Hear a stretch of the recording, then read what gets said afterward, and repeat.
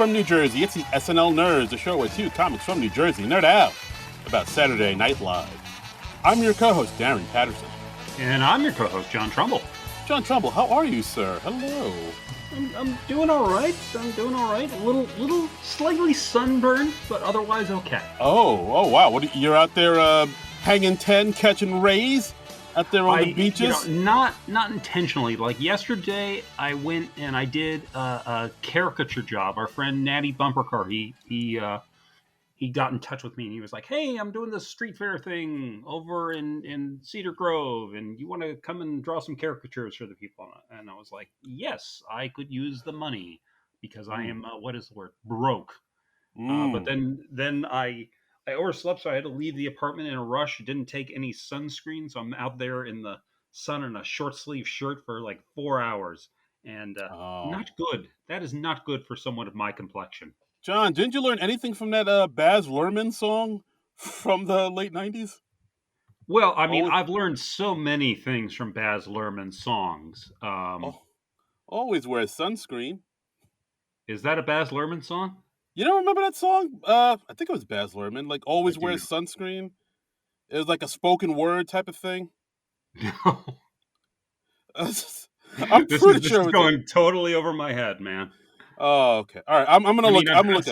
I've seen Baz Luhrmann's version of Romeo and Juliet. I've seen his version of The Great Gatsby. Is this like a pop song or something? No. It's like everybody's free to wear sunscreen. Okay. It was kind of like in the early aughts.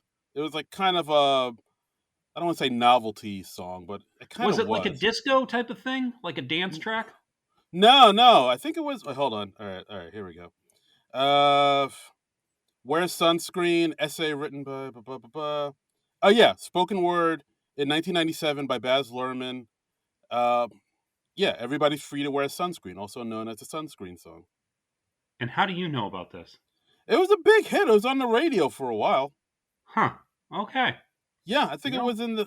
I feel like it was in the Romeo. It was in the Romeo and Juliet soundtrack too. Okay. I mean, maybe I'd recognize it if I heard it, but I have not seen the Baz Luhrmann Romeo and Juliet since it was out in theaters. All right. So that's why. There we go. All right. So anyway, sunburn. Yes. Yeah. So, I remember Mercutio was a cross-dresser. Oh, yes. Yeah. Looking fabulous. Yeah. Well, I'm sorry your skin got all burned there, man. You should have got like a big, like floppy gardening hat. Well, I mean, thank God I wore a baseball cap, so it saved me skull. But how are you doing, sir?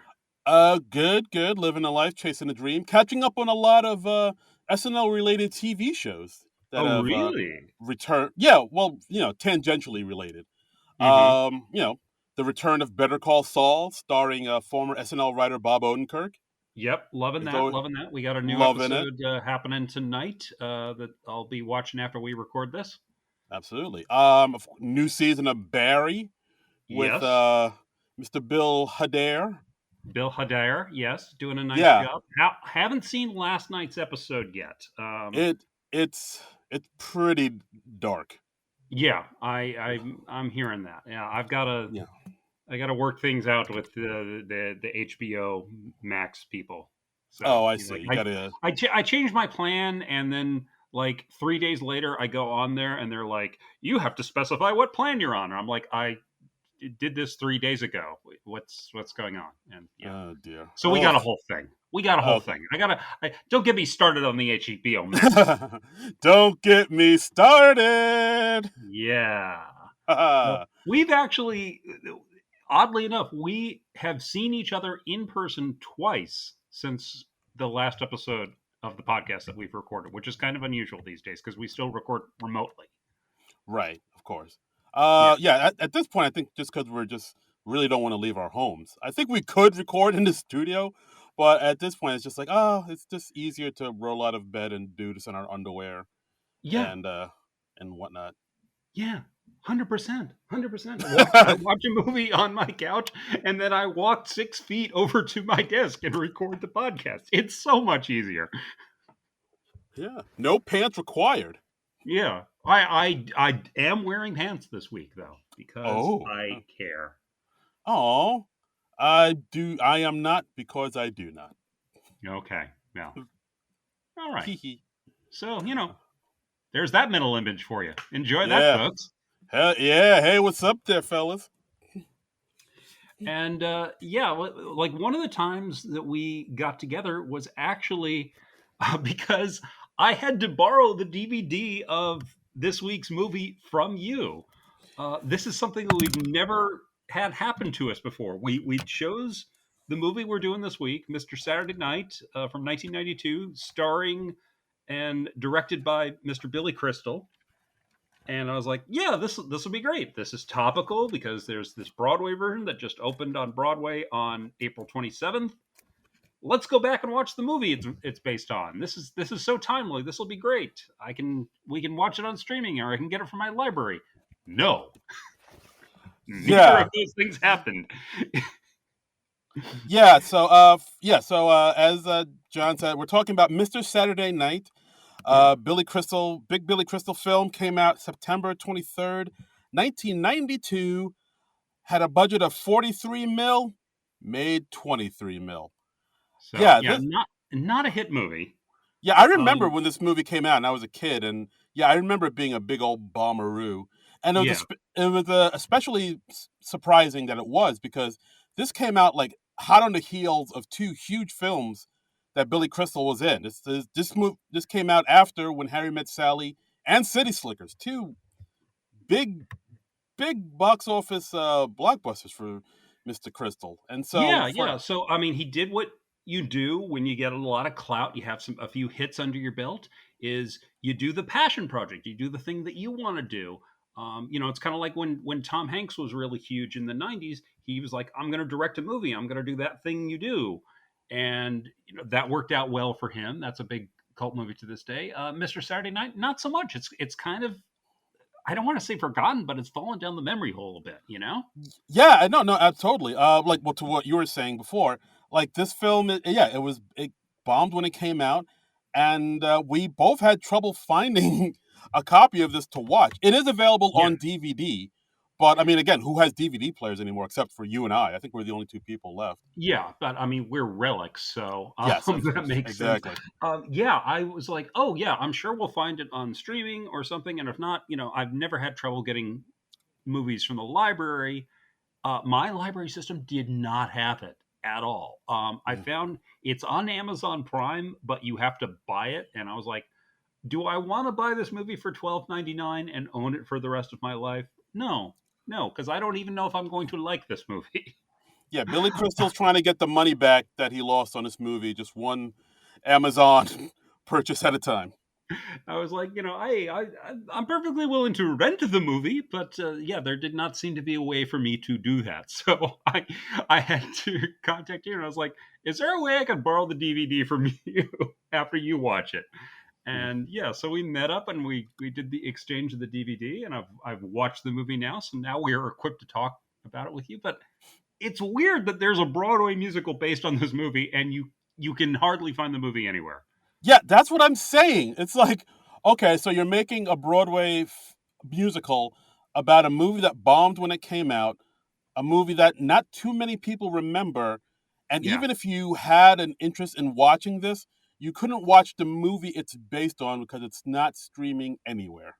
yeah. So You would why? think that some streaming service would pick it up and do that as like a cross promotion thing, but wow, it's Yeah, just strange. It's perplexing to me. Uh, yeah. Well, actually, I watched an interview Billy Crystal gave on CBS this morning. I believe our good friend and follower Manette Marati tweeted it out that he was mhm. on CBS this morning talking about it, and he said he got the idea to do the Broadway play from Mel Brooks of all people, because Uh-huh. at the time I think it was like in '05 he was doing his Broadway play 700 Sundays, Yeah. and across the street Mel Brooks was doing the producers, of course, and Yes. at one point Mel Brooks wanted him to be Max in the producers, like right after Billy was done with 700 Sundays, and Billy was like, "Thank you so much, but I don't want to be like the fifth person to play Max on the Broadway show," and of course Mel Brooks, as quick as he is, said, "Well, you wouldn't be the fifth person to play Max; you'd be the 12th." I And could totally see Billy Crystal playing Max Bialystock. He would be a good choice for that. he would. And then, of course, Mel said, also, um, a few people have been talking to me saying how much they really liked your old movie, Mr. Saturday Night, and they were wondering if you ever thought about bringing it to Broadway. It's like, I'm just a thought, just want to put it in your head. Hmm. And that thought, kind of festered in Billy's brain for a number of years. And he got together with some songwriters, wrote some songs, and now here it is on Broadway. That's interesting, and it's interesting because I mean Billy Crystal is playing the same part he plays in the movie, and his main co-star from the movie, David Paymer, is also playing the same part in the Broadway musical. And I don't know if that's a first, but that's certainly unique. Very much so. For those who don't know David, you know David Paymer. He's one of those Yeah, character actors where you see him like, oh, that guy. yeah, he's a classic. Hey, it's that guy. And this movie, his I believe his only Oscar nomination, or at least his first Oscar nomination. Yeah, I believe it's his only as well. Hmm. And yeah, so Mr. Saturday Night, film written, but produced by Billy Crystal, directed by Billy Crystal, starring Billy Crystal, written by Billy Crystal along with Babalu Mandel and Lowell Gans. And if Yeah, those two names sound familiar to you, it's because they also wrote another movie we talked about on this podcast, Spies Like Us.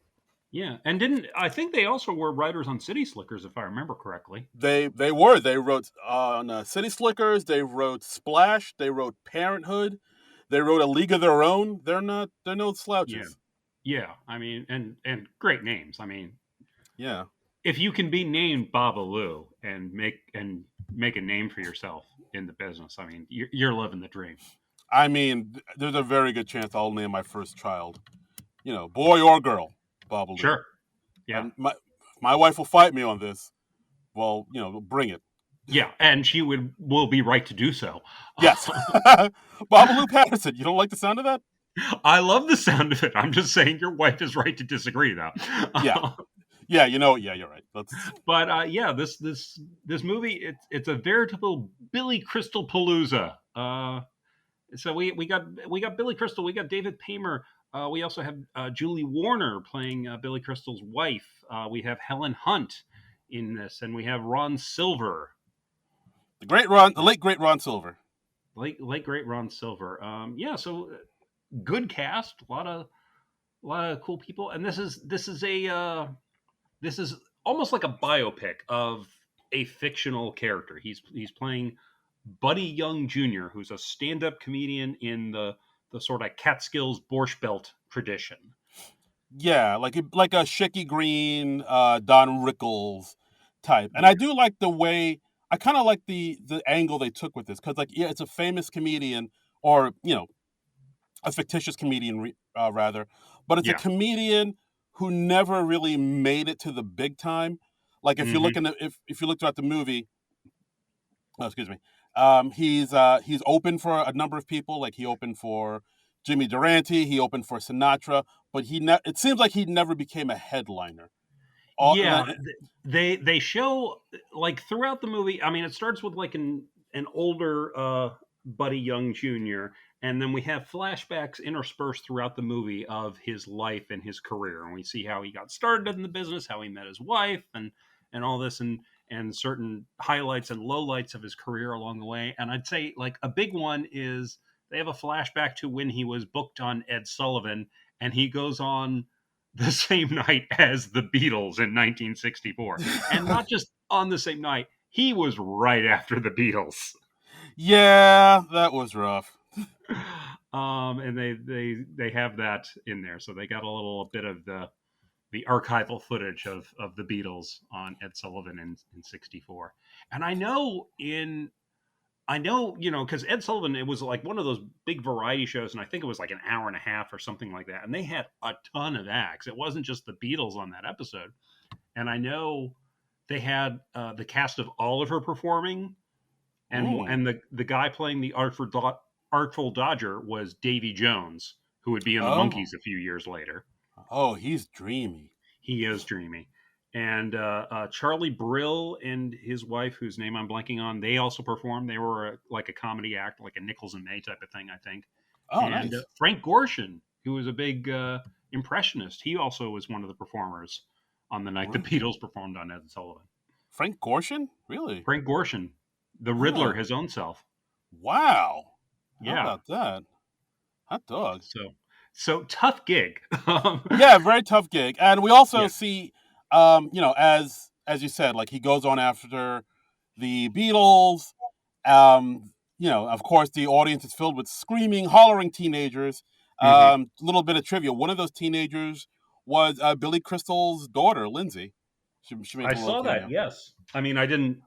I saw that on the IMDb trivia. I didn't like see this girl and be like, "That's Billy Crystal's daughter," because that would be weird. Very much so. But yeah, and but of course, he can't get a word in edgewise because teenage Yeah. girls screaming, "I love you, Paul. I love you, Ringo." Right. And of course, that of course angers him, and he just lashes out at the audience, calling them dumb idiot teenage girls. And that we see this as a reoccurring pattern throughout Buddy's Yeah. life.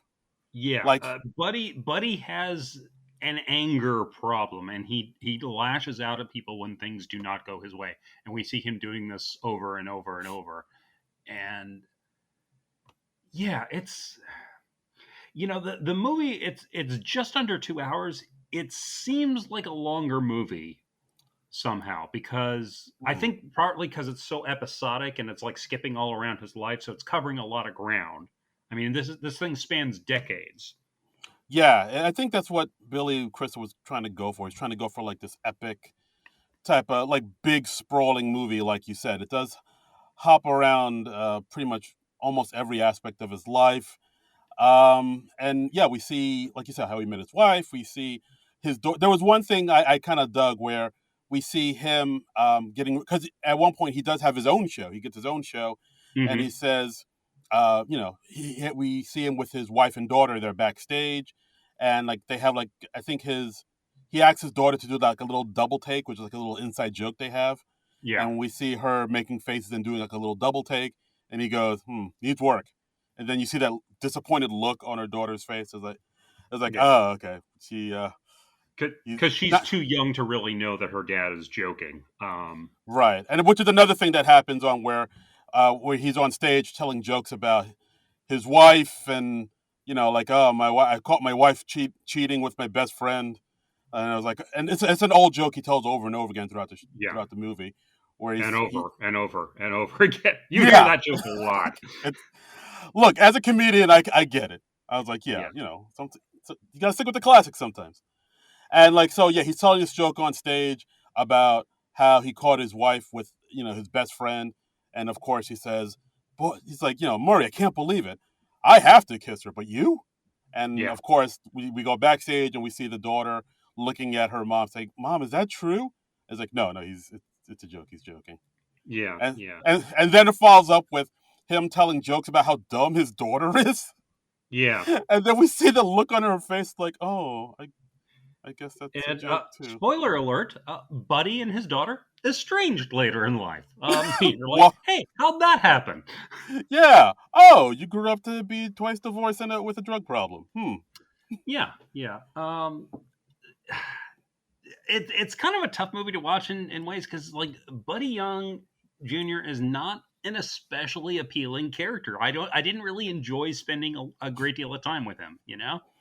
Yeah. No, his character does. They do walk that fine line with him where you can see he is very funny, he is very talented, but he's also like a big jerk, and he like, I think, the thing that they kind of really like showcase is that like he's his own worst enemy. Like he talks about Hmm. how he's not getting the opportunities, he never got his big break, but he does get opportunities. He did have Yeah. his own show. He did, like later on in the movie, like Helen Hunt, the agent, got him commercials, but then he Hmm. just sabotages it because like he has a temper and he likes to joke around a lot. And if he feels like he's being disrespected in any way, or if you're turning your back on him, he lashes out. So then Yeah. that kicks him back. So then like doesn't he doesn't hit the heights that he should, just because he doesn't want to play the Or that he Hollywood game. could. Yeah. Or he Yeah. could, yeah, because He's. like, I yeah, mean, the slogan for this movie on the original movie poster is "It's lonely at the middle," which I think is a very apt tagline for this movie. Yeah, and you see over the course of the movie that Buddy has really just kind of made his own bed. Yeah, very much. It's weird. Like at one point, you see why he's at where he's at, and like so he's a jerk, but at the same time, you kind of feel sorry for him. Like they had that montage where Hmm. he was doing like shows on the road, and he was doing like shows in bowling alleys Yeah, and old folks homes and yeah. like I think Miss Mechanical beauty pageant, Hmm. like all these dead end like gigs, and being alone in a hotel. You're like, oh, this is sad, but And at the this is same a time, guy who's in like his 70s or 80s at this point. So yeah, yeah, yeah, he's an old man at this point. Like yeah. his ship has sailed. It's yeah, it's not how he should be spending his golden years. Well, I mean, the inciting incident of the movie is when his brother Stan, who's played by David Paymer, um, who's been acting as his manager and agent all these years and just kind of running the show from behind the scenes, he decides that he is going to retire. He's going to go down to Florida to be with his family and paint, and he's just tired of the whole rat race of it all. Right. And Yeah. Buddy does not take this well. Yeah. No, he does not. Of course, he lashes out at him and calls him all these horrible things. And I don't know, like, I mean, David Playmer, he's really good in this. He kind of plays. Hmm. I don't want to say like a beaten man, but he's definitely more of the quieter, reserved of the brothers. He's like Fredo in The Godfather. He's Yeah, like, I mean, we yeah, learned in the flashbacks that they actually started out as a double act, him and his brother. But when they were first at an amateur talent show, his brother Stan got cold feet, and he was like, "No, no, no, no, I can't do this. I can't do this." And Buddy goes out and does the act on his own, and after some initial awkwardness, he's a big hit. Um, and that's the start of his career. And then Stan just sort of fades into the managerial role, and yeah, he yeah. seems much more comfortable there. But Right. Like behind the scenes. But I don't like I did you think like when that scene happened where it was just him going out on stage and then like he tells a joke and he bombs mhm, and but then he sees like somebody heckles him like this big fat dude yeah, and he just lays into him with like with all these cool barbs and whatnot, like he takes the mic out of the stand. It yeah, seems he's almost like very New Jersey in a suit, and yeah, yeah, I'd exactly. like to introduce you to something you haven't seen in years, your feet. Oh, this Yeah, guy over here, Maroon. yeah. Well, yeah, it almost felt like Dewey Coxian, like him just like Hmm. taking the mic out of the stand and just becoming pretty much a pro, like right before our eyes and doing Right. something amazing like that. What are you asking exactly? Oh, I don't know. No, I was asking like it felt like the Dewey Cox moment where like the guy almost becomes like a like a like an amazing performer, like a pro Uh huh. in the span of like a few minutes before our Okay. eyes type Yeah. of thing. Yeah. Yeah, I guess so, but I just look at that as a basic convention of biopics. I mean, you gotta, when you're trying to tell a story that spans decades like that, you're kind of like watching their career and fast forward. So you're just seeing all the highlights and the lowlights. So yeah, I don't think that bugged me in a big way. I mean, Okay. but Yeah, fair enough, fair enough. Uh but yeah, it was interesting this film. It was it's and we see a flashback where he meets his future wife, played by Julie Warner. And Julie Warner, she was like everywhere in the early '90s. She was like the it girl for a little while there, yeah, Doc and Hollywood, I think she was in. she was in Doc Hollywood. She was in a load of stuff. I closed down her IMDb page, so I can't relate. I think she was in the remake of the Body Snatchers, Right. I and like some how other things. She yeah, was what on a else sitcom or two over the years. I mean, she's still working. She's I saw like her last credit on her Wikipedia page was like 2020. I just haven't really kept up with her, so I was like, whatever happened to Julie Warner? She's still out there. She's still working. I just haven't been aware of it, so that's on me. yeah, still plugging away. I liked how we got a little cameo from Adam Goldberg too in this thing.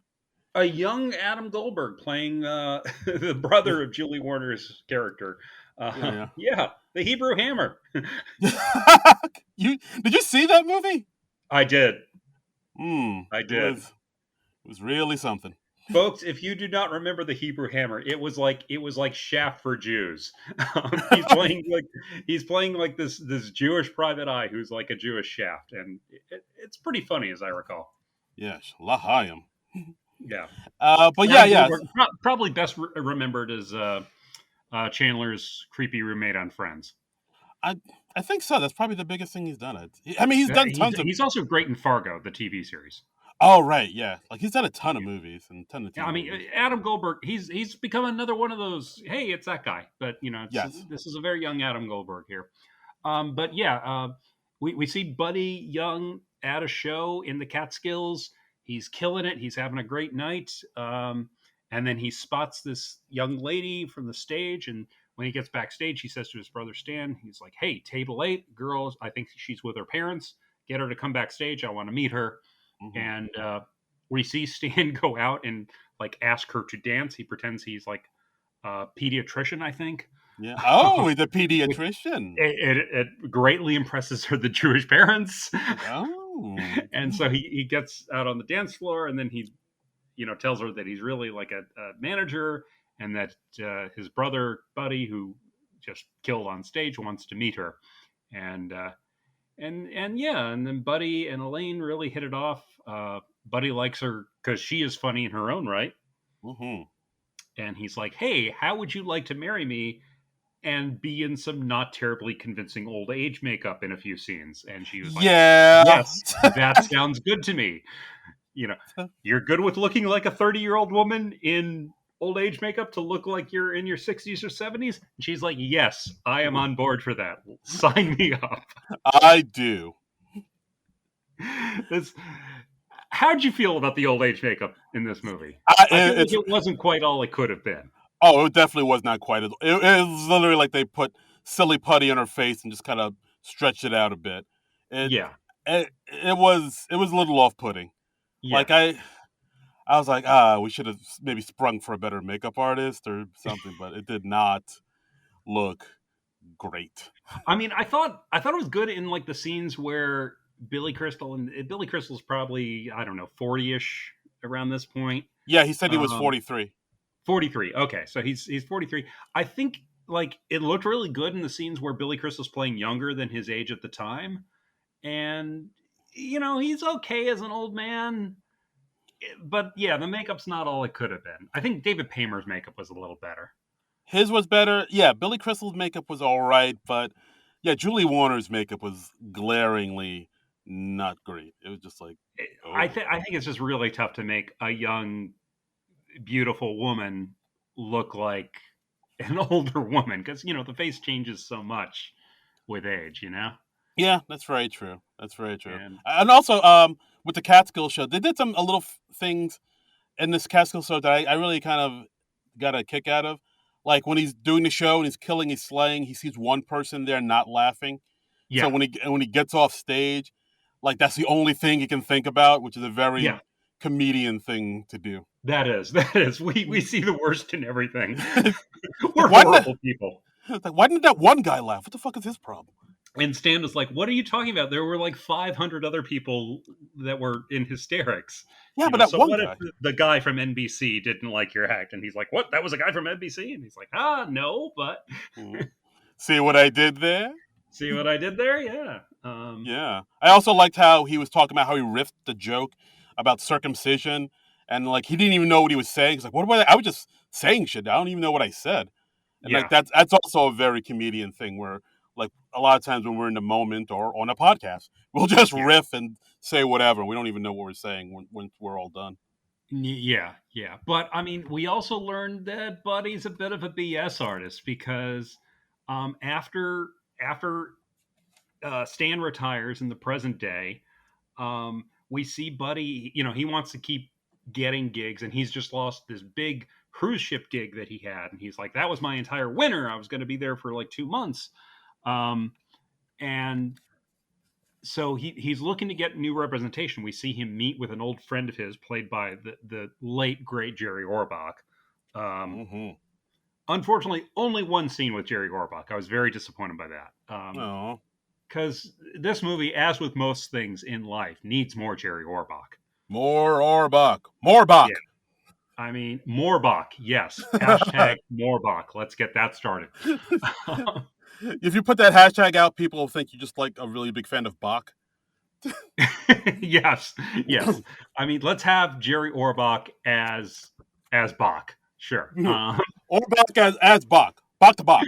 Yes, yes. I mean, he was a singer and dancer. He was in 42nd Street, and he was Lumiere in Beauty and the Beast. He could Oh, do it.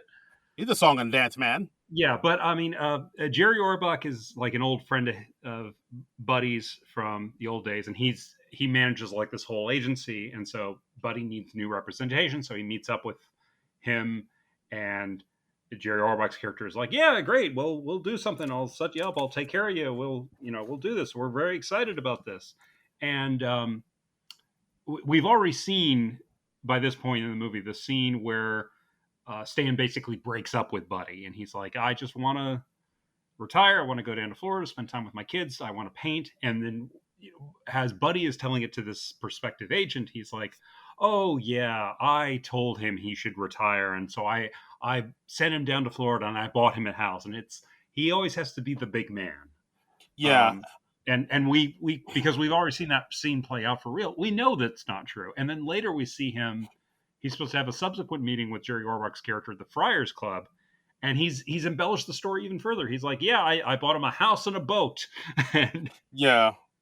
It's that. I mean, both those scenes are pretty amazing, especially like you said, where he's telling Jerry Orbach, he's like, "Oh yeah, I set my brother up at a condo and all that stuff," and yeah, then Jerry Orbach is talking to Buddy about his career. It's like, "Oh yeah, I always thought you should have been bigger. I was just telling a friend of mine the other day, like yeah, he's I always loved Buddy Young. He's an amazing comic." And then Buddy calls him out on it, saying, "Hey, really? Who'd you tell?" And then Jerry's like, this guy I know, who was whatever. it? Yeah. You Well, know, and did this guy say that he loved me, or did you say that you loved me and he agreed? So it's like it's not like enough that he got praise, but he has to get the right type of praise and from the right person. And yeah, when we find out that Jerry Orbach's character is a bit of a BS artist too, yeah, which I everybody's suppose you have lying. to be when Yeah, you're being an agent. yeah. So Everybody's lying. Everybody's lying. and so what have we learned? Details. Details make your lies more convincing.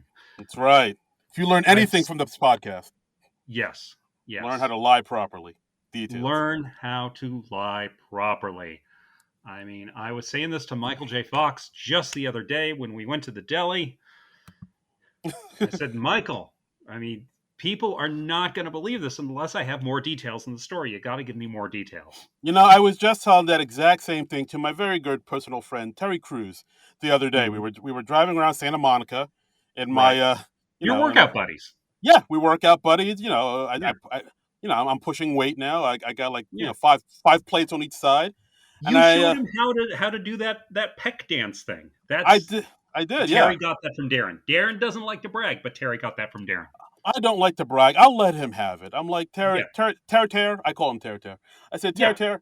What you do is like you basically you work the boob muscle. Then they go bum de bum, left Yeah. right, Yeah. and It looks and like that's how you do it. Dorothy Lamour from behind.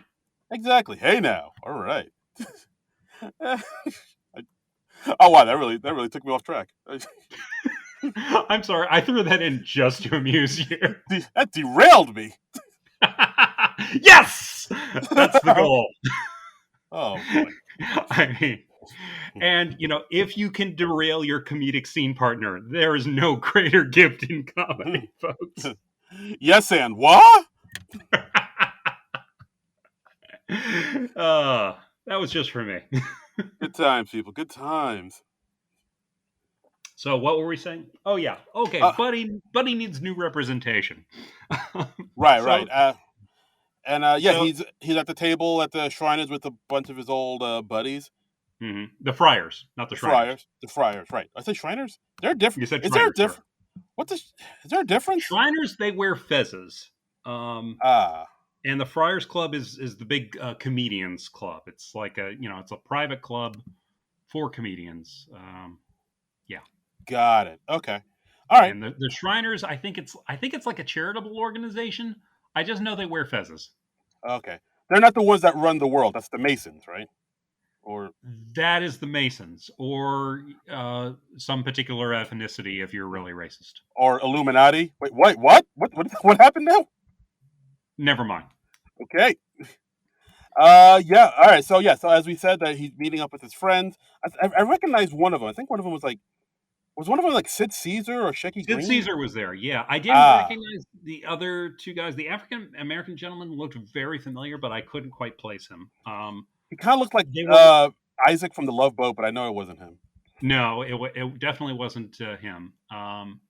But we had a Jerry Lewis cameo. Jerry Lewis comes by. He does his old uh, glass in the mouth gag, Yeah. and we see him and Buddy just sort of bust on each other a bit the way comedians do. Yeah. They seem to have like a bit of a contentious friendship. Like he'll bust his chops, he'll bust his chops, but they don't really seem to quite like each other.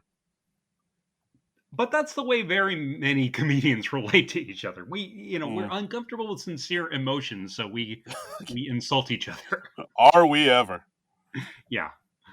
Um, so yeah, so it's sort of establishing Buddy as a peer to these guys, but maybe he never quite made it big as a Jerry Lewis. Yeah, like I think he's known as the comics comic.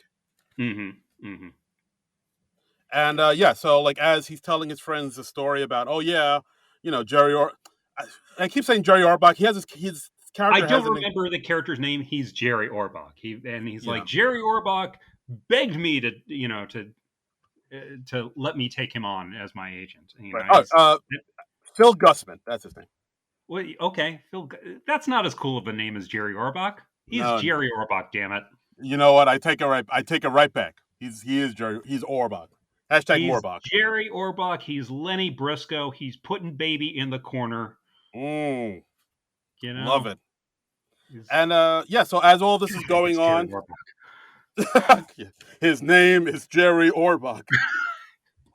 I am resentful that Jerry Orbach only shows up for one scene of this movie.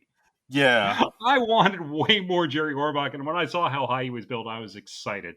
And I only got him for one scene, but I guess he was busy with Law and Order at the time. So I guess. I don't know. I don't know. Was he in Uh, Law and Order yet in '92? Let me I look don't. that up. I don't think so. Right. But yeah. So as Buddy is talking to his friends about meeting up in a few minutes with Phil Gussman, turns Mm-hmm. out Phil Gussman isn't showing up. Instead, he sends Annie Wells, played by Helen Hunt, to come and talk to Buddy about his career. So Yeah. immediately, Buddy feels like he's been brushed off and disrespected Yeah. by Yeah. handing him off to Annie Wells, who has no idea who he is. He has no idea of what he's done. He has no idea. He doesn't know. She doesn't know anything about the comedians that he looks up to, like Phil Mm-hmm. Silvers and the like. And Yeah. so he sees this as the ultimate insult, the ultimate brush off. Yes. And by the way, Jerry Orbach did start on Law and Order in 1992. So yeah, he probably had a very tight schedule. There was a murder on the Upper West Side, and Jerry Orbach had to be there and make some quips over the body. Yeah, So as so he only had things to do. you know what that makes sense. Is Yeah. like who's gonna make those quips? Ice T? Yeah. No, please. No. And I mean, yeah, Richard Belzer still on homicide right now. So I mean, what are we Mm. gonna do? We need an old Jew to make quips over corpses. Jerry Orbach, you're elected. Yeah, Jackie Mason's not available, so I mean, we need somebody. No, who wants Jackie Mason to make a quip over your corpse? No, you call Orbach. If you So I, want the job done right, you call Jerry Orbach. God damn it. so I go to the Upper West Side. I see a dead body on the ground. I was like, what is this? Anyway, yeah. So Buddy not happy that Helen Hunt shows up. That Helen Hunt's character of Annie shows up. Yeah, I believe his exact words were, "Go take a shit with your clothes on." He says, Sure. which is like It's an interesting insult. I was like, That's an interesting insult. Could be our new tagline for the end of the podcast. ooh, Go take a shit with your clothes on. I'm writing it down. I'm writing it Yeah, down. yeah. Maybe we should try it out and just see. Yeah, Um, but yeah. So we get to see a little bit of the famous temper that he has, where he just like I said, like anytime in this movie where he feels like he's being belittled or Disrespected. underestimated, Yeah, disrespected. Like that's a big thing with him. He'll just yeah. lash out at you and like tell you to go fuck yourself.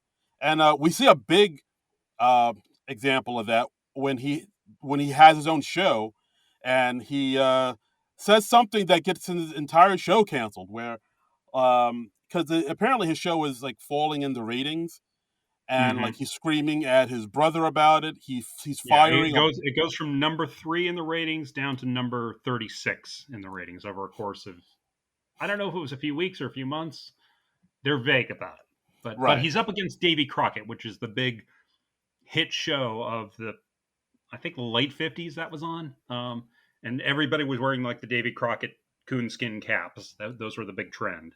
right. And I'm gonna ask you if you notice this one quick little joke they threw in there, Hmm. where like he's firing his writers, say you're fired, you're fired, you're fired, get out of here. And so one of the as they're leaving, one of the writers says to the other writer, "All right, come on, Woody, let's go." And the guy who he said that to looks like a young Woody Allen. So No, I didn't notice that. That's interesting because yeah, Woody Allen did start writing for Sid Caesar. I don't think it was on your show of shows. I think it was on one of his other variety shows. But yeah, that's uh, how young Woody Allen got a start. okay, so I was wondering if that was like a little Easter egg they threw in there that like, oh, Buddy Young fired Woody Maybe. Allen. I think I don't know. Yeah, I don't know. Like they didn't embellish on it. It just seemed like a little quick thing. That's something I noticed. yeah, But yeah. So anyway, like, um, Buddy's going on this tirade about his show and how he needs to save it because, these people come here to see me. They don't come here to see you, Stan. You're just some dude in the background. I'll save this show like I save everything, like I save your career and whatnot. And so he yeah, goes out there and he tells this joke that Stan warned him not to tell because it would yeah. piss off the sponsors. And it's basically a joke about Davy Crockett being gay, which, Davy Crockett and everyone at the Alamo being gay because I guess the coonskin cap is effeminate looking or something. Yeah, yeah, it's it's not good. It's not a good joke, and it's not a good thing to do for your career. yeah, he says his moccasins never touched the ground. I didn't get that for a minute. I was like, what? It means it's like he's lighting the loafers, you know. Oh. So Yeah, and then it's like, oh, king of the wild frontier, more like queen, and then they just cut it because, yeah, yeah, yeah. yeah. So that didn't work out well for him. No, it did not. No. Again, and it's like a recurring thing with him where he feels like he's a good comedian. He feels like he deserves deserves to be the headliner, deserves to the respect, and he is a good comedian, and he does deserve the respect. But then he'll just turn around and just burn bridges and just burn it all down just because he doesn't want to play the Hollywood game. And it's Yeah, again, he's his own worst enemy. it's his way or the highway, Mm. and we see Annie, Helen Hunt's character, the young agent, um, who she's determined to do a good job for Buddy, and she comes back to him and she's like, "Oh well, I looked it up, and this comedian was the funniest one of the Ritz brothers, and Phil Silvers was brilliant." And blah, blah, blah. She's done the homework, so she knows more of Buddy's milieu, and she's like, let me work for you, let me do jobs for you, I can get you jobs. And she tries him as a warm-up comedian for some sort of game show. That doesn't go well.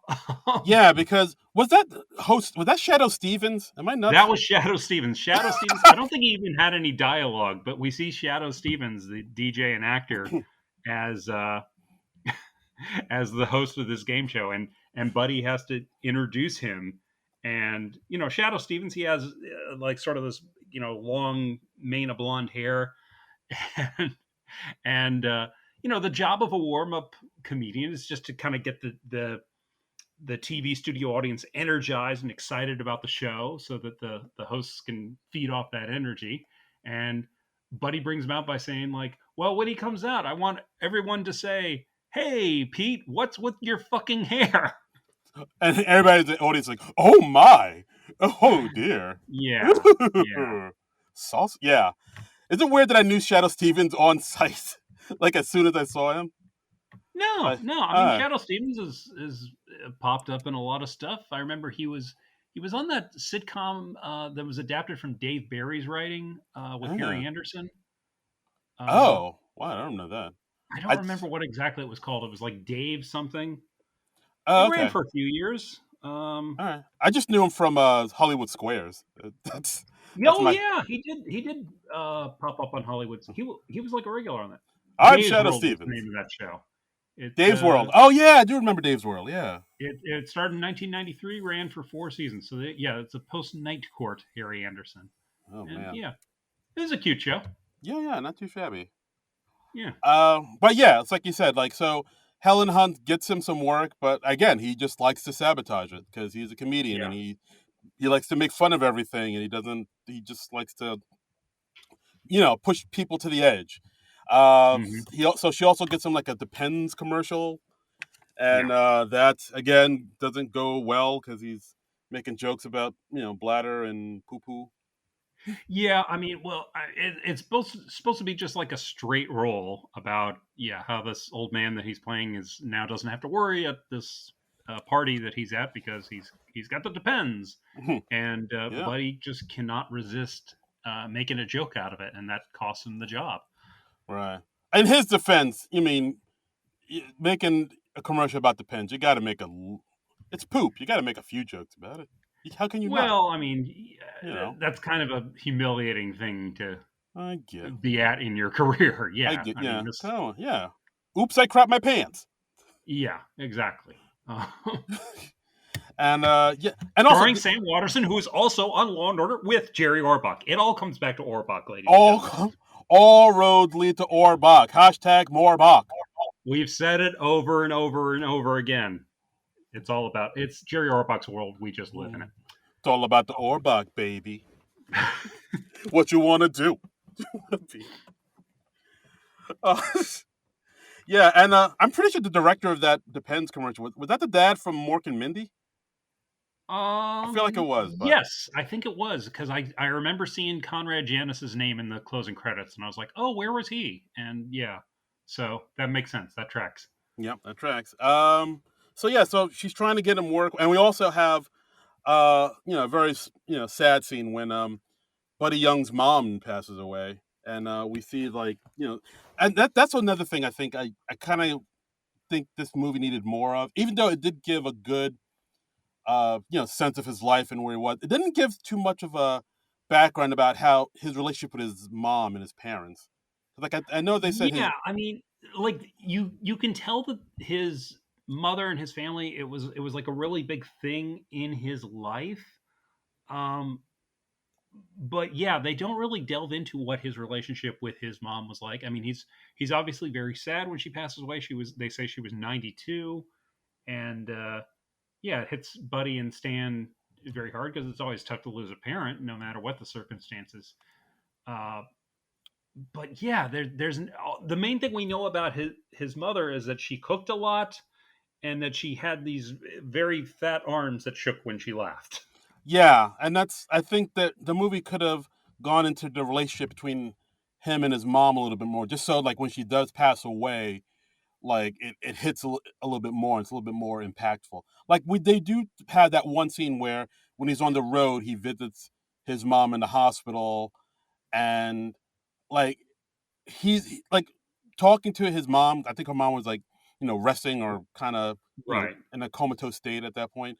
Like that's the only time when he's really honest, where he talks to his mom, like, yeah, things aren't doing too good, mom. I'm not Yeah. doing that. Like Yeah. she's the only person he was ever honest with. So Yeah, you I get a would have liked to sense. see a little more of that, and maybe like establishing that in his childhood or something. Yeah, because when his mom passes in the movie, we don't really feel it.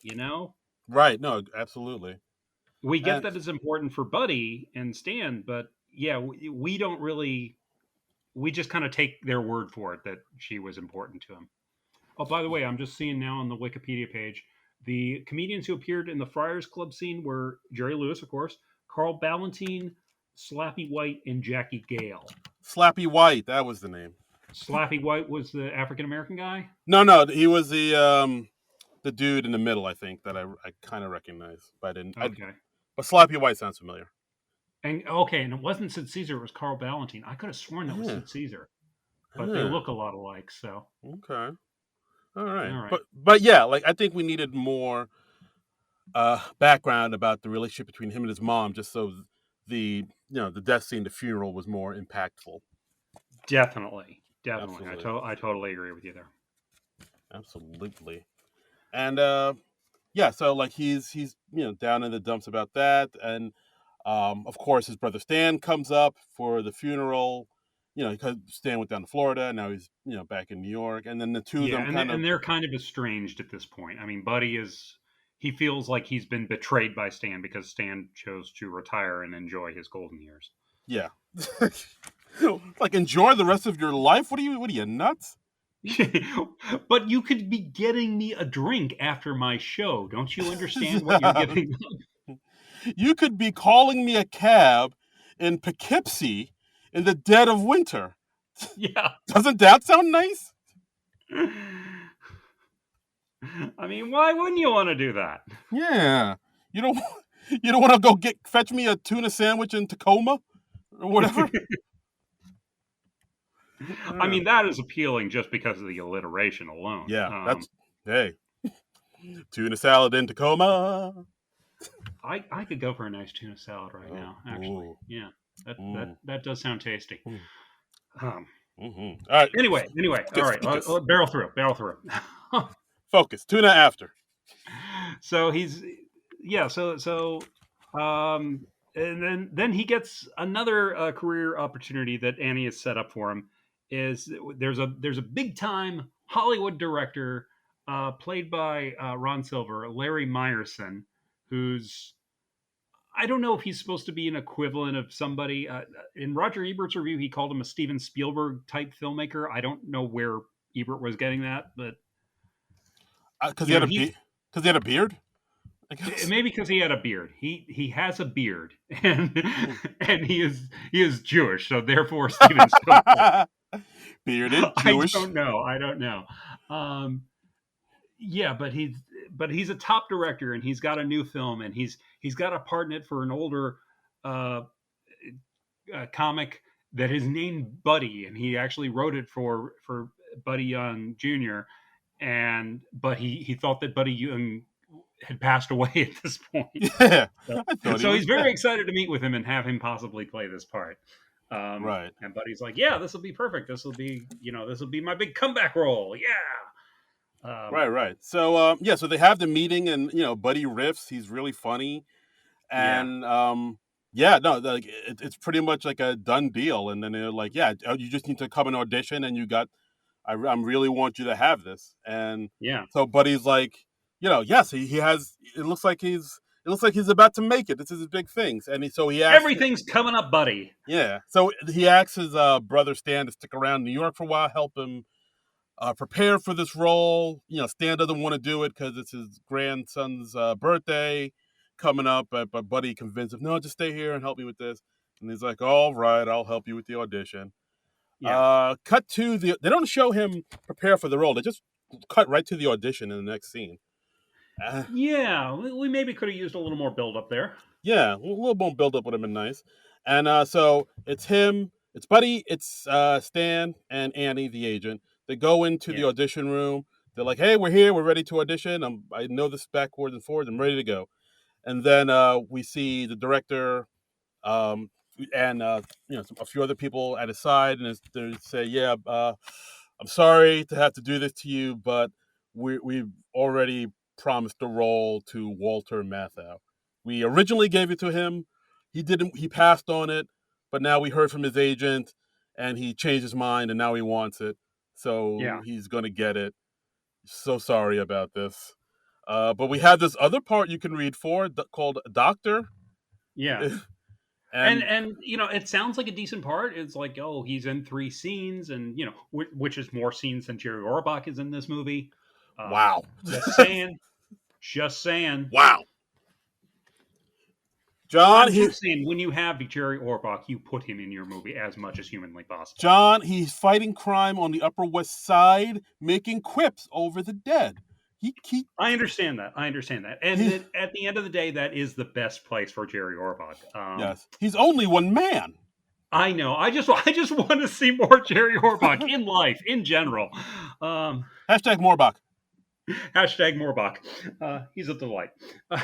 Right. So yeah, so at first Buddy is agreeable. He's like, okay, yeah, I'll read the doctor. I'll read that scene. I know that scene. I can do that. Right. But then he's reading the scene. He gets indignant again.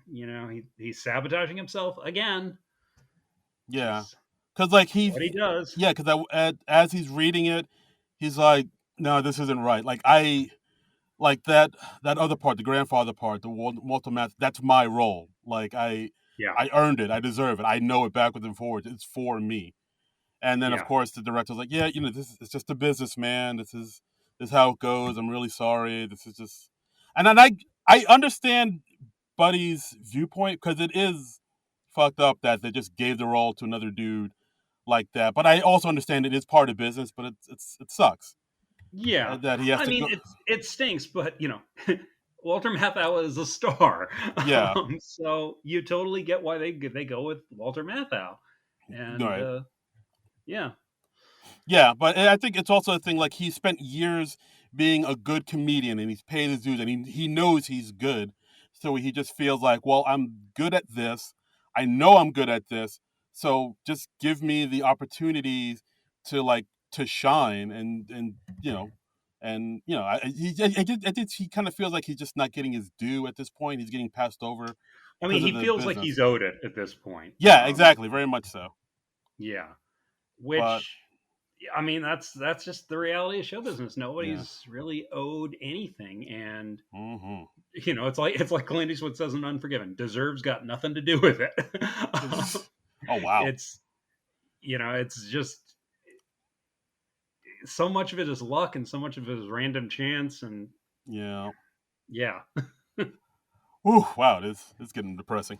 But yeah, Yep. yeah. So as I say, it's like he feels like he feel like he's getting stiffed, and they say it's nothing personal.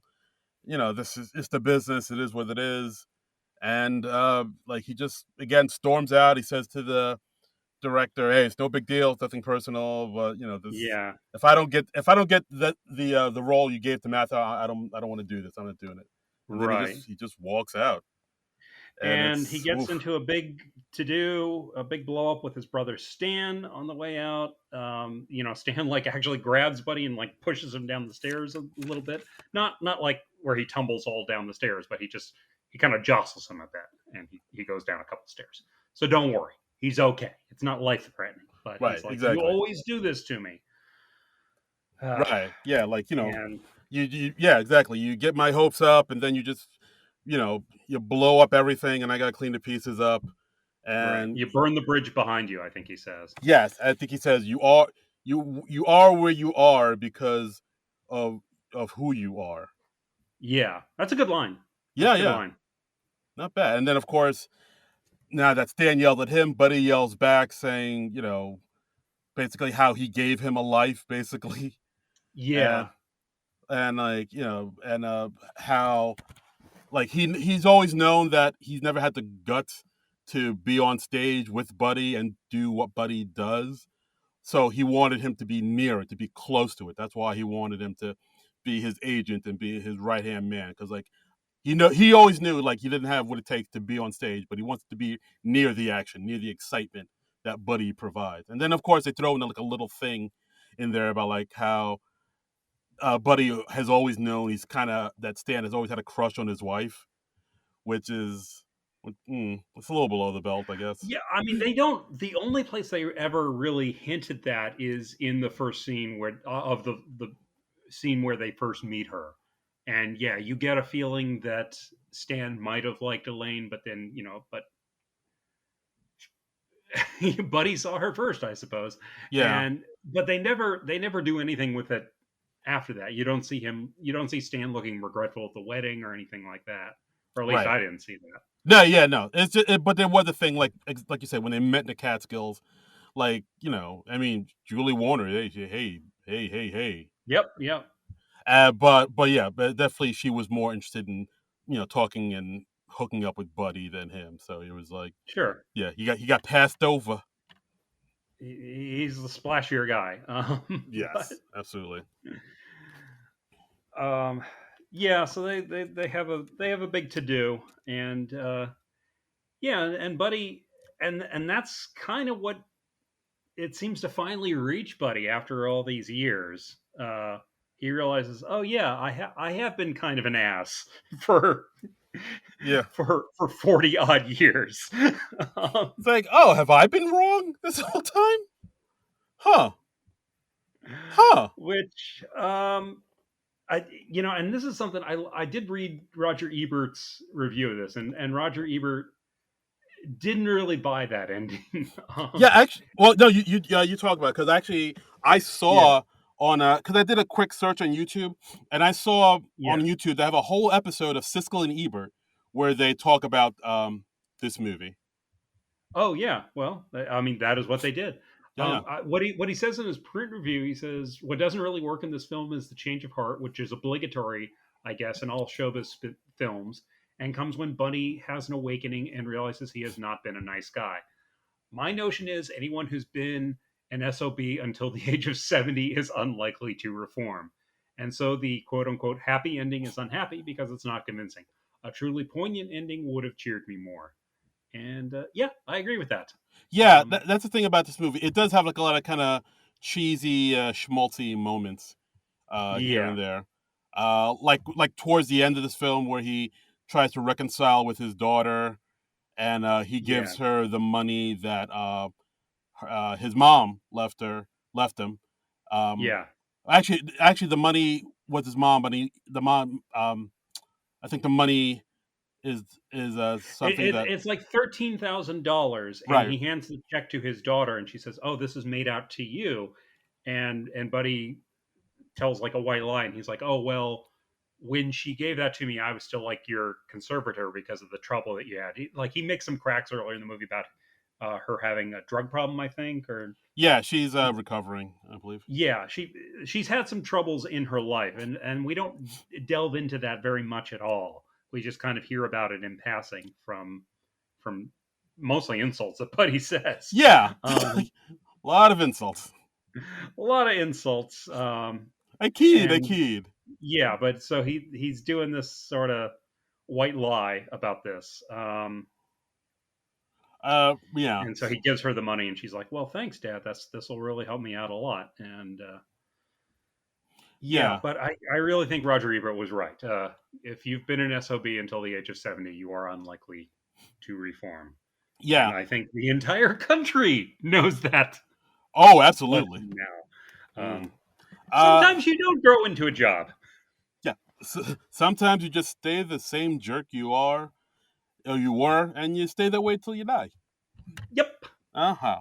Yep. Uh, but yeah, like guys, if you on YouTube look up the Siskel and Ebert episode where they talk about this movie, and you'll see like how they both gave it a thumbs up. But yeah, like Ebert Uh huh. says, it's like the part that where he's very remorseful at the end of this movie doesn't really ring true. It feels very Hollywood. Yeah. Yeah. I see that, and I think I agree with that too. So yeah. It's overall, I feel like the movie's just so like all through the movie. I just had this sense of like, well, why are we telling the story of this guy? Because it doesn't exactly seem like a love letter to that era of comedy, like the Catskills comedian, the Borscht Belt comedian that kind of grew out of vaudeville. Right. Um, and he's not a real appealing character. So I'm just like, well, why are we telling this life story? I know that Billy Crystal is a fan of this era of comedy, uh, but I don't know. Yeah, it just left me scratching my head a lot. Yeah, I think I'm the same way. Like I kind of left this movie thinking, all right, it's okay, it's so so. I mean, Yeah. this it has a lot of funny jokes in it. I'll say that. Like, Uh-huh. there's one joke where, like, towards the end, he's doing a show in front of all these older people. And it's a really good show. And I think one of the jokes was a man goes into the doctor and he says, "Doc, I got 5 penises." Then the doc says, Yeah. "How do your pants fit?" He says, "Like a glove." And I like, ha ha, get Good it? joke. Because that's a pretty good joke. That's pretty solid. Yeah. Yeah. Yeah, and it is. I mean, it has a lot of good jokes in it, but yeah, overall, I felt very kind of lukewarm on the whole film. Yeah. It was just like, yeah, like it's like you said, like, why are we talking about this fictitious character? I mean, Uh-huh. it does seem like a love letter to a bygone era of comedy. But Right. like, what did it try to say about that era? Or, like, it doesn't. I I don't think don't it's know. focused. Like a lot of the Catskills comedians were jerks. I mean, Yeah, because honestly, Buddy is a jerk throughout most of this movie. We don't really see him get more bitter with age. He's a bitter young man. yeah. He's just the same. Um, so he's not particularly somebody that you want to follow through several decades, Yeah, I mean, it and would. you're not really rooting for him to have a big comeback. Yeah, I mean, it would have been Uh, nice to see, like, why he's that way. Like, why is yeah, he that had that personality? Like, did something happen to him when he was a kid? I would say something with his dad, but I think they established his dad passed away when they were kids. yeah, I would just like to yeah. see, like, what made him the way he is. You're Like, I mean, you're kind of like when Stan retires and with all the other stuff you see in the movie about how shabbily he was treated through the years and how much he gave up for his brother, you're just kind of like, yeah, great, good for him, go Stan.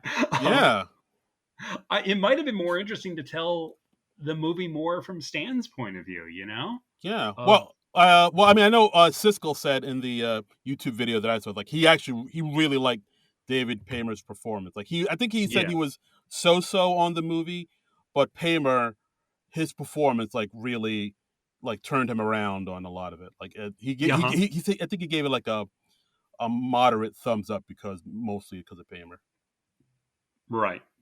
Yeah, and again, Paymer was nominated for an Oscar for this, and I think deservedly so. I'm not sure who he was up against, and he did not win. Maybe we should look up who won there. Let's do Let me that. see. But 1992 Oscars. I'm going to look that up. yeah, but yeah, overall, I thought this movie was okay. It hits a lot of the biopic beats that you've seen in a bunch of other films. Like I said before, it, like, has, like, Dewey Cox vibes to me in a few places. A lot of good funny jokes, but overall, I thought it was just okay. It's fine. I don't think it deserved to bomb like it did, but it definitely Yeah, it definitely didn't reach the heights as a movie that I think Billy Crystal was uh, yeah, yeah. trying to I get mean, there. this was obviously a passion project for him, and he wanted this to be like a prestige picture, and probably also like, see, I can do drama too, and I can be a screenwriter, and I can be a director, and all this. Okay, so we got Best Supporting Actor for 1992 was David Paymer for Mr. Saturday Night as Stan Young, Al Pacino, Glengarry Glenn Ross as Ricky Ah, Roman. I mean, yeah. that's a great movie. Jack Nicholson, Few Good Men as Colonel Jessup. Oh boy. Uh, Jay Davidson from The Crying Game, and the winner was Gene Hackman for Unforgiven as Little Bill. You just So mentioned Unforgiven. What about that? we did. Okay. Yeah, and actually that's another thing too. Glenn Ross I think came out a week before this film did. So it's oof. He was under the shadow of that film. I mean, it's a better film. It is. I It was is. watching some scenes from Glengarry Glen Ross just a few weeks ago, and man, that thing sucks you in. Yeah, folks, if you haven't seen Glenn Ross, I I highly recommend you watch it. It's some of the best acting you'll ever see, and Yeah, probably some of, if not the best, like, writing I've ever heard in yeah. a film. David Like, Mamet. I mean, it's uh, it's it's got Al Pacino, Jack Lemmon, one of the best Jack Lemmon performances oh ever. Uh, Kevin Spacey, unfortunately, um, yeah, but also Ed Harris and Alan Arkin. And I yeah, mean, it's based on a stage play, so it's like pretty much all dialogue. yeah. Um, The fucking oh, and leads are Jonathan Price too. Yeah. yeah. The fucking leads are weak. You're weak. You're weak. Oh my god. God, that the dialogue in that film, my god, it is tight as a Elf drum. you. Yeah. I came here on a talking moose. Oh wow. I didn't see that coming. Yeah. Yeah. The best bit about that sketch where Alec Baldwin is parroting his role in Glengarry Glen Ross on SNL, and he's given the speech to Santa's elves. Is at one bit he forgets himself and he starts doing the Glengarry Glen Ross dialogue. He's like, "See, A always B C closing. I mean cobbling. Always be cobbling." And it's like literally written on a blackboard, but he literally Yeah. just instinct takes over. And it's all the funny. Didn't he also, instead of say coffee is for close, he was supposed to say cocoa is for closers, but he said coffee is for closers, and then he I went don't back and remember that. I don't remember that. I remember, yeah, I remember he fumbled a yeah, few lines in that thing. he might have. I remember Seth Meyers breaking a little bit So, after the always be closing moment. that But sounds about right. yeah, they roll with it. Yeah, just roll with it. But yeah, overall, I think this movie's okay. It's I don't know. Yeah, Yeah, you know, maybe the I don't know. Maybe the musical's better. Who knows? Who knows? it needed some more Jerry Orbach, and Yes. Ooh. as most things in life. Yeah. The shame he couldn't be in the musical. I think that's I mean, that would have been right up his alley, right? oh my lord. Oh my lord. You give the agent a big number, and Now you're cooking with gas. that would have been cool. That would have been cool. Absolutely. And yeah, that's our episode, guys. Thanks again for listening as always. And Mm-hmm. as always, you could follow us on Twitter at SNL Nerds Show. And Don't forget to rate, review, and subscribe. All that good stuff. all that good stuff. Absolutely. Tell your friends. Tell Be like, hey, I know about this cool podcast. Hey, you like SNL, right? They're these two guys. They do this podcast, and I don't want to oversell it, but it is yeah. the greatest thing that humanity's ever produced. Absolutely. This is it. This is Yeah. this is the peak of fine humanity-ness here. Mm-hmm. Mm-hmm. Yeah. Yep. Talk to a friend. Be like, hey, you like Jerry Orbach, right? Well, I got this Right. podcast. I got this These podcast. guys all about Jerry Orbach. Who did Jerry Orbach ever host SNL? Let's look that up. Oh God. Oh, these tangents you I'm go now on. curious. We're doing the end of the show plugging, but I'm just very curious if Jerry Orbach was ever on SNL. I would say no. I'm gonna say no. If he is, if he did, I would be very surprised. There's not an entry for him that is coming up on SNL Wiki, No. so SNL, you missed your window. Boom, boom, boom, boom. Wah. Bum. No. Yeah, and as always, you can follow me on Twitter and Instagram at Darren Incredible. That's DARIN Credible. And you can follow me on Twitter and Instagram at Trumbull Comic. That's TRUMBULL and the word comic. So. And yeah, join us next week where we talk about the first new episode of May, the first of the last 3 episodes of the season of SNL, with Mr. Benedict Cumberbatch and Arcade Fire. And Arcade Fire. Looking forward to that. That'll be fun. He's, of course, plugging the new Doctor Strange movie, which I'm looking forward to seeing. I want to try and see that just so I don't get spoiled for it before I see it. So yeah, absolutely, it'll be fun, and it'll be fun if he does like an MCU parody or a Sherlock parody. I would love to see either one of those things. Ooh, I don't know. He just might. Yeah, that'd be pretty fantastic. Fingers crossed. Or I will also accept if there is some reference to Jerry Orbach in Saturday's show. Well, that goes. I think that would also be wonderful. Well, that goes without saying. I mean, come on. I mean, I just need more Orbach content. I've been starved for Jerry Orbach content for like 10 years now, and it's not right. It's not fair. It's not fair. It is not fair. I mean, does Jerry Orbach passing away mean that I should be deprived of Jerry Orbach content? I say no. That's right. That's right. Yeah. I can only watch reruns of Law and Order and Dirty Dancing for so long. Yep. I could only rewatch Crimes and Misdemeanors on a loop for so long, where I'm like, I need new stuff. All right. So yeah. So come back next week. See what we have to say about the Benedict Cumberbatch Arcade Fire episode, and keep an eye out for our Jerry Orbach podcast coming soon to the Non-Productive Network. Yes. It's what do we got? Hashtag, it's called Morbach, I believe we're calling it. Morbach. I mean, that's just too good of a title. Yeah. We got to call it Morbach. Yeah, we got to snatch that up before somebody else does. We do. We've got like 1 week to do it now. Yeah. So. Absolutely. All right. Well, we'll see you next time with the Jerry Orbach podcast. But until then, nerds out.